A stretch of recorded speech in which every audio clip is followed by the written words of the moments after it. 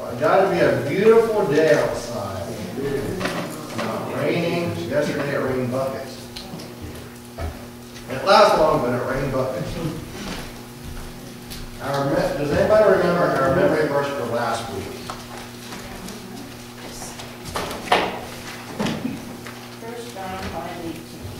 1 John 5:18. And what does 1 John 5:18 state? We know that whosoever is born of God sinneth not. He that is not of God keepeth himself, and that wicked one.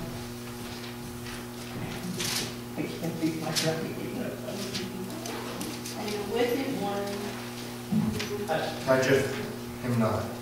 Can't touch it. So 1 John 5:18, which states, we know that whosoever is born of God sinneth not. But he that is begotten of God keepeth himself, and that wicked one toucheth him not. Our memory verse for next week is going to be found in the book of Revelation. The book of Revelation, chapter 2 and verse 10. Revelation 2:10.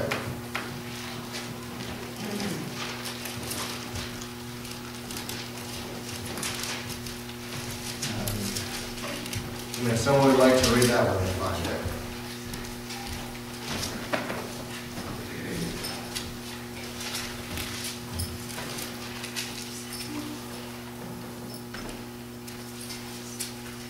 Revelation chapter 2 and verse 10.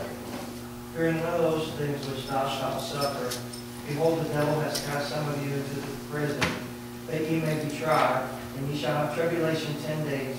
Be thou faithful unto death, and I will give thee a crown of life. Fear none of those things which thou shalt suffer. Behold, the devil shall cast some of you into prison, that ye may be tried, and ye shall have tribulation 10 days. Be thou faithful unto death, and I will give thee a crown of life. We've been talking about what major topic the last couple of months? Spiritual warfare. Spiritual warfare. So just to let the teenagers know, you are jumping right in the middle of a study we've been doing for several months on the devil and spiritual warfare. We've been talking, how do we define the spirit world? The invisible part of God's creation. The invisible portion of God's creation, because we're constantly in interaction. We may not see it, but the devil, his minions are always fighting us. They're out to get us, kill us, destroy us however they can. They're constantly out there throwing thoughts out there. They're trying to trip us up. The Bible states that we entertain angels unaware, that God sets a camp of angels round about us for protection. There are angels around us and we don't know it. So there's demons around us and we don't know it. There's angels around us and we don't know it. Just because we can't see them, don't mean they're there.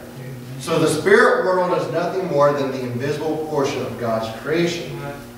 Last couple of, I guess, once again, months as well, we've been talking about the names of the devil. And I hope to wrap that up either this week or the following week. And before I forget, as we're progressing forward, just keep this thought in mind and start thinking about it, praying about it, and come ready with an open discussion. Can a Christian be demon-possessed? Can a Christian be demon-possessed? We're not at that point yet. It will probably be a little ways away, but it will be open for an open discussion session. Today, let's talk about the names of the devil again. If we can go to Matthew chapter 12 and verse 24. Matthew 12:24.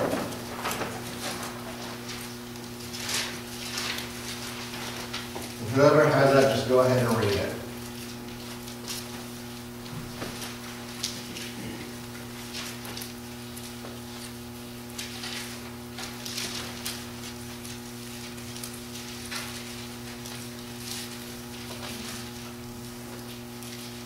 Matthew 12:24. When the Pharisees heard it, they said, this fellow does not cast out devils, but by Beelzebub, the prince of the devils. So what name title do you think we're going to be talking about today? Not Beelzebub, we've already talked about that one. The prince of the devils. Who is the devil the prince over? The devils. When we look at this and his correlation to everything, how can we be certain that the devil is really the prince over him? How do we know that he's the head honcho? Well, if we go back to the book of Job, chapter 2, and I think it's verse 1, who's coming there? Job 2 and 1. Satan. And is he specifically mentioned by name? I got a nod, but is the devil mentioned by name in Job chapter 2 and verse 1? Yes. Yes! Any other demon mentioned there? No. It's just the devil. If the devil was lower than the head of all the demons, why didn't God address somebody else? When we look at Scripture, it seems that he's always the head. He's the leader of the demons, as it appears.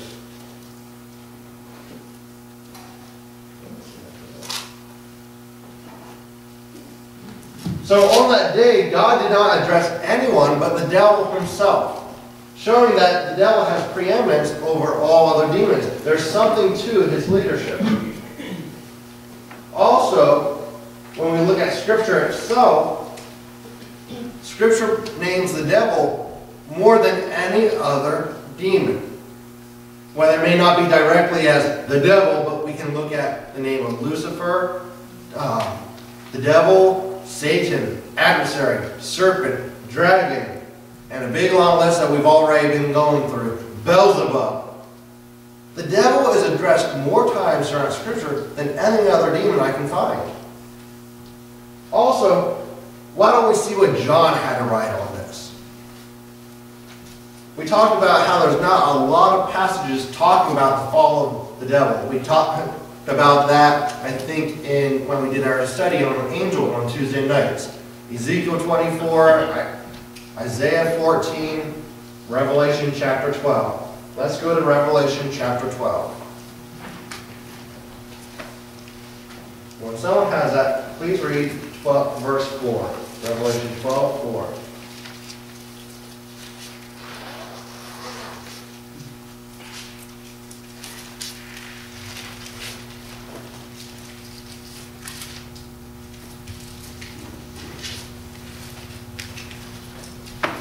And his tail drew the third part of the stars in heaven, and did not cast them to the earth. And the dragon stood before the woman, which was ready to be delivered to devour her child as soon as it was born.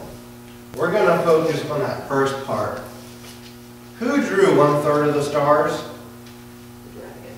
The dragon. Who's the dragon? The devil. The devil.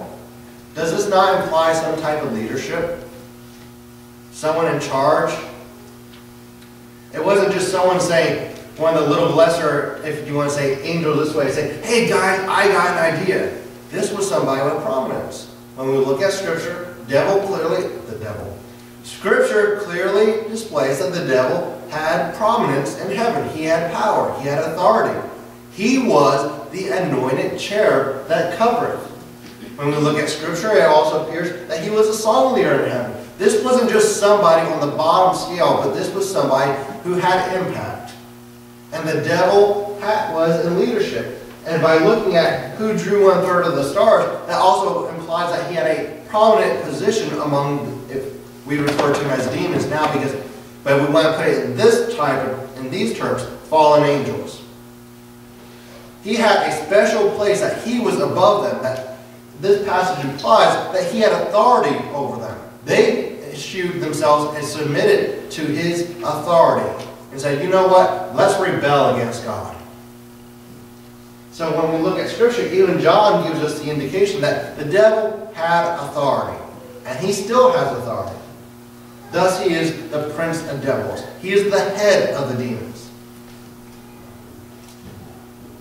Let's move on to Job chapter 1 and verse 6. Job chapter 1 and verse 6. If someone would go ahead and read that, I'll move on to another name. Now there was a day when the sons of God came to present themselves before the Lord, and Satan came also among them. Who came among them? Satan. Who Who did we say the sons of God were?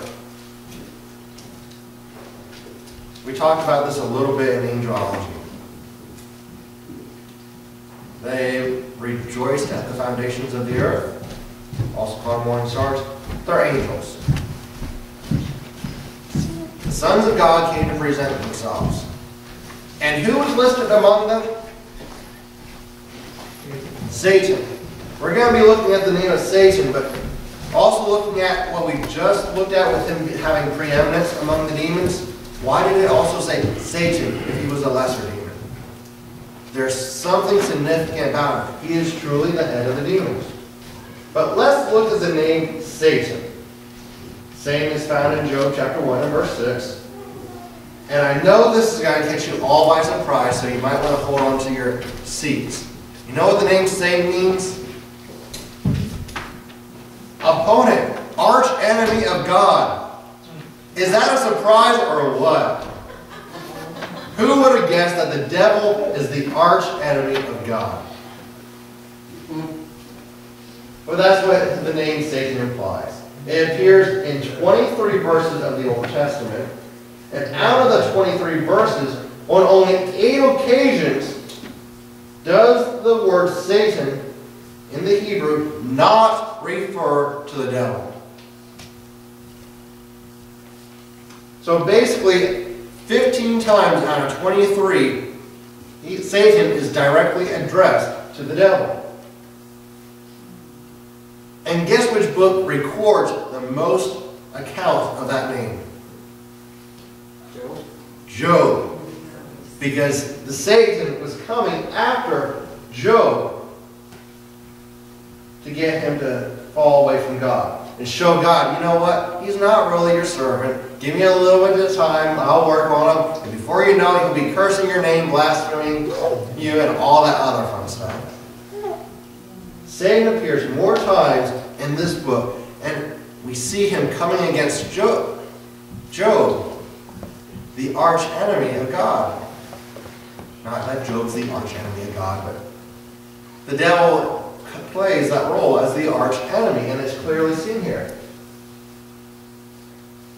Another place that he can be seen as the arch enemy of God is found in, I'm thinking Matthew chapter 4, and we're not going to go there, but the temptation of Christ in the wilderness.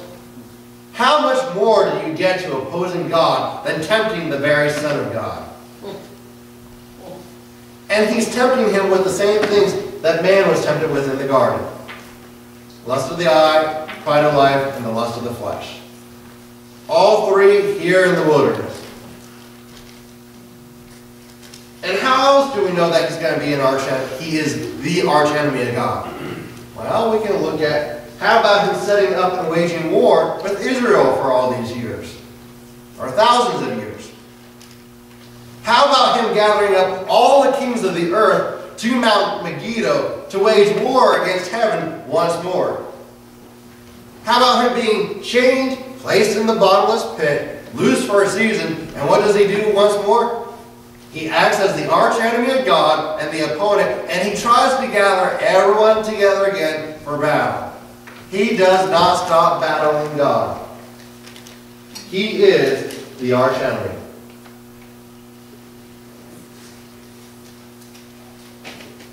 And just an interesting note, just to throw it along this way, and we're just going to touch it briefly. Someone want to read Exodus 12 and 12.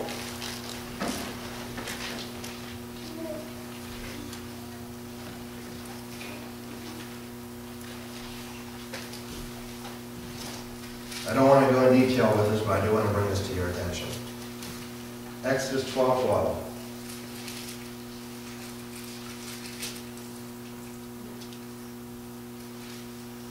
For I will pass through the land of Egypt this night, and will smite all the firstborn in the land of Egypt, both man and beast. And against all the gods of Egypt I will execute judgment. I am the Lord. So who's passing through the land there, Sister Dietrich? It's talking about what we refer to as the death angel, even though there's no such thing. But do you remember who was passing through the land to execute judgment?